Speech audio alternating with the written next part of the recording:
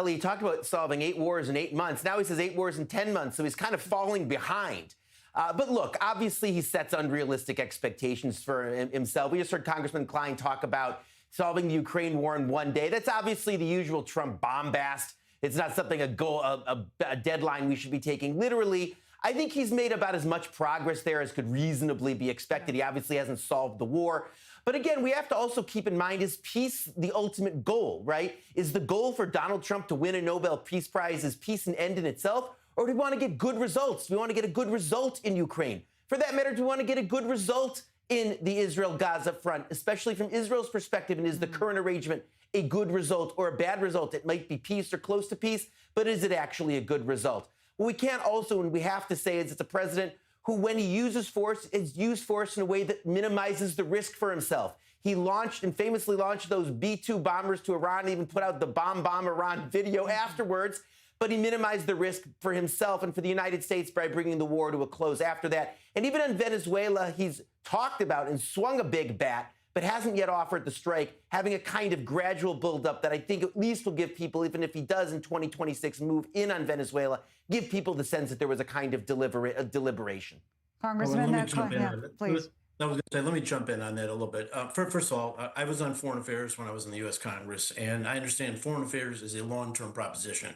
You said, Owen, correctly, that he operates off impulses. And actually, Mar-a-Lago was in my district in Florida. I know Donald Trump fairly well. I know how he operates, and he's pretty consistent. He's all over the place. And, you know, a strong United States is good for the United States. It's good for Israel. It's good for our allies. He's breached many of the ally relationships that have not only been traditional ones, but strategic ones for us. If we don't think that Xi Jinping is watching every step that's taking place right now, whether it's in the Middle East or Venezuela or anywhere else, he's spread himself all over the place. As it relates to things back home, I want to point out, you know, the fact the border is secure, that's fine, and we all support that. But putting military troops in the streets of the United States, this is not something anybody is used to. He's crossed norms all over the place in terms of freedoms that we as Americans have. But of course, the economy is the big one, and the tariffs have been a disaster, and Americans are feeling it, and they're feeling it. Obviously, there's obviously been elections to show the impact of his policies since then. So he is all over the place. He's very inconsistent. For those people who believe that stability and strength are together one element of support, you have to have someone who you can rely on and trust. And he's the one who's all over the place. It's how he wakes up every day and see how he feels. Mr. Abelo, please chime in. Yeah, sure. So, believe it or not, I very much agree with much of what the congressman has to say. The only thing I disagree with is I think his inconsistency is it's part of who he is. This is not a normal president, the first of his kind that the America has ever had, probably ever will have.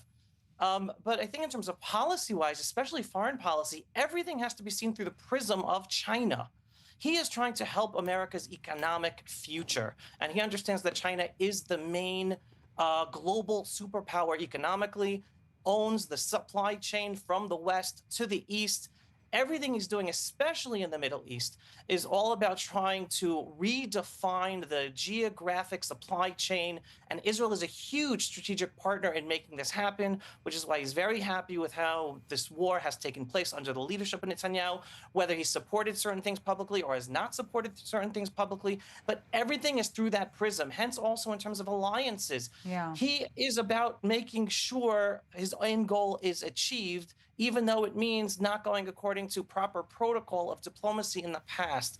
And even in terms of in Israel, plenty of things I'm disappointed with what he's doing, even though overall I am very supportive. But again, I understand there's a long goal here that he is working towards. And part of that is because of his inconsistency that he's able to keep the world powers on their toes to achieve what he wants to achieve.